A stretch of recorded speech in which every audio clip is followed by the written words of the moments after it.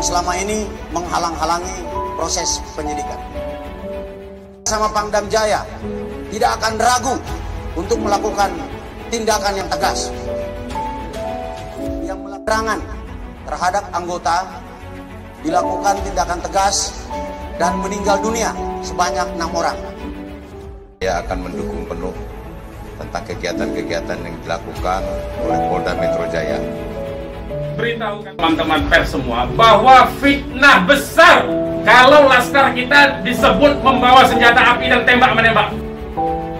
Laskar tidak pernah dibekali dengan senjata api. Kami terbiasa tangan kosong. Kami bukan pengecut. Memang faktanya sudah kita sampaikan dan juga ada bukti tentang voice. Nah aja udah. Kita tadi mana, Pak? Nah, udah kita kemana aja udah. Yang penting nih orang masih ngikutin kita, sampai bego. Yang penting paus sampai lokasi dengan tenang ya. Ayo mau muter-muter dulu sama Kirdun 2 nih. 2 Kirdun nih. Kembali lagi di channel kami, Detik Mena. Jangan lupa tekan tanda lonceng dan subscribe. Terima kasih. Ketika pendukung Habib Rizik semakin brutal menyerang aparat dengan senjata api, aparat kepolisian telah terlibat bentrok dengan massa yang diduga kelompok pendukung Habib Rizik Sihab. Kejadian tersebut berada di Tol Cikampek sekitar pukul 12:30 pagi atau dini hari dan menewaskan sebanyak 6 orang dari pihak pendukung Habib Rizik Sihab yang berjumlah 10 orang dan 4 orang diantaranya melarikan diri.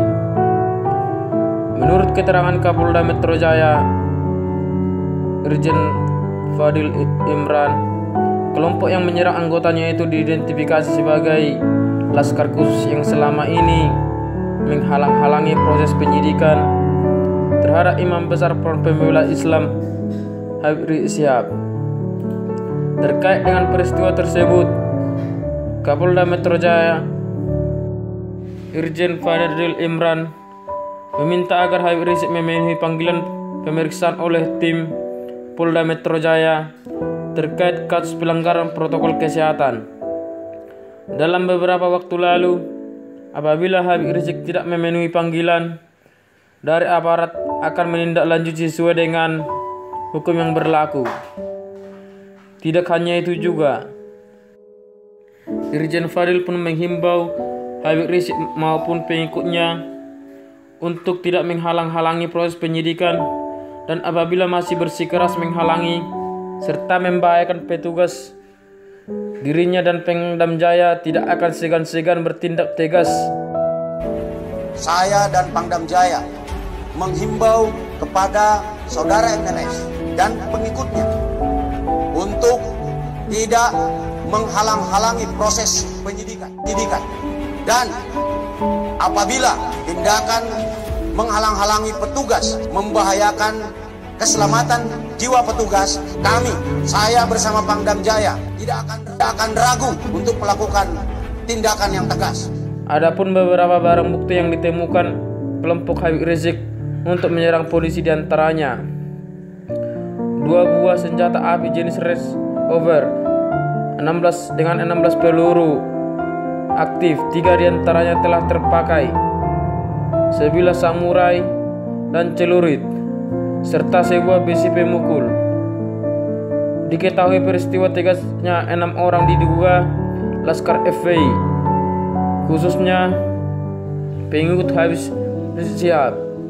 Menurut kejelasan Irjen Fadil bahwa informasi yang diterima oleh pihak kepolisian soal pengerahan massa pada pemeriksaan Rizik Sihab dalam menindaklanjuti informasi tersebut, polisi pun akhirnya mengikuti kendaraan yang diduga membawa para pendukung Habib Rizik Sihab. Akan tetapi saat melakukan pembutuhan tersebut, mobil polisi justru diberhentikan dan mendapat penyerangan dengan menurunkan senjata api dan senjata tajam kepada anggota. Oleh karena itu, dalam menghadapi situasi yang terancam, maka anggota polisi bertindak secara tegas terhadap pelaku yang mengakibatkan 6 orang tewas dan meninggal dunia. Jika dilihat dari sisi kemanusiaan, tewasnya 6 orang Laskar FPI tersebut tentu merupakan peristiwa tragis yang sangat disesalkan. Namun jika dilihat dari sisi keamanan, hal itu bisa dibenarkan.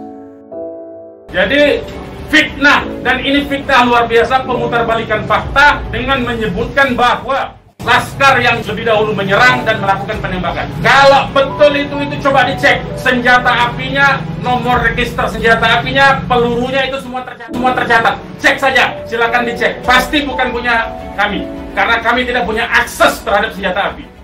Terkait dengan peristiwa tersebut, Sekretaris Umum FPI Munarman menyebut telah menjadi korban fitnahan atas pernyataan Kapolda Metro Jaya Irjen Fadil Imran yang mengatakan jika Laskar FPI yang terlebih dahulu menyerang aparat.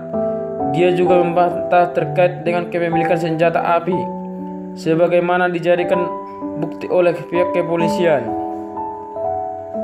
Kendati demikian, bantahan itu tentu tidak mengherankan berkaca dari peristiwa kerusuhan 22 Mei yang lalu yang terjadi pada aksi demo penolakan hasil Pilpres 2019 lalu, di mana pihak aparat berhasil mengamankan beberapa orang dengan barang bukti senjata api, senjata laras pendek, dan senjata laras panjang.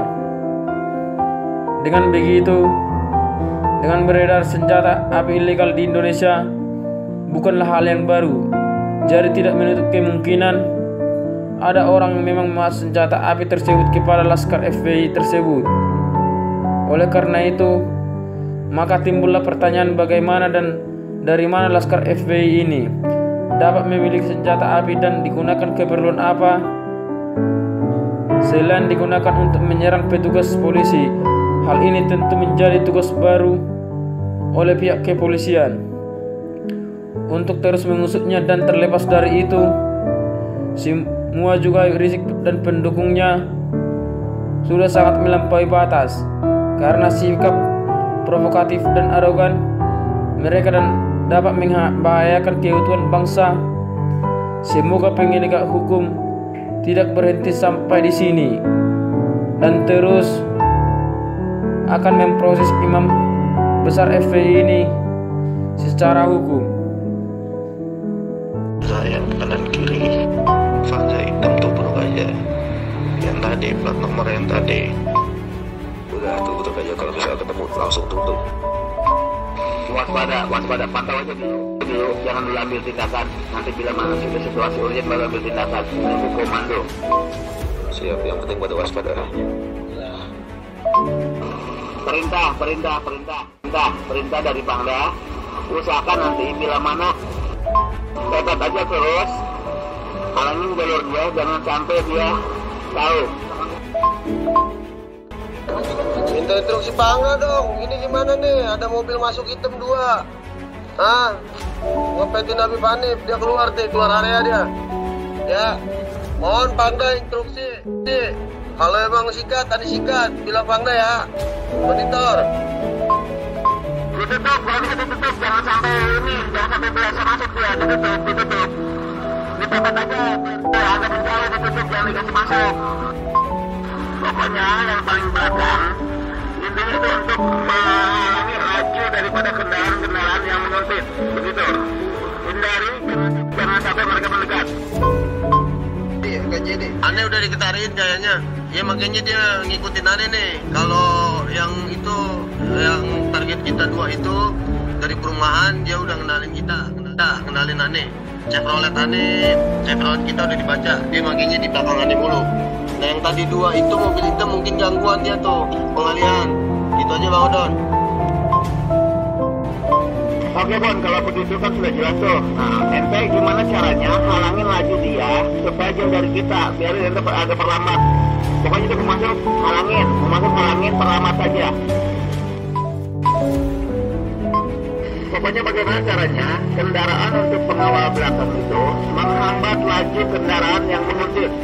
Nanti alamatnya bila mana kita terpisah, nanti kita langsung kirim. Yang penting kalian nanti jangan sampai mereka yang menuju itu dekat dengan rombongan depan, rombongan utama. Halangi terus, Pepet, jangan sampai dia bisa ngikutin kita.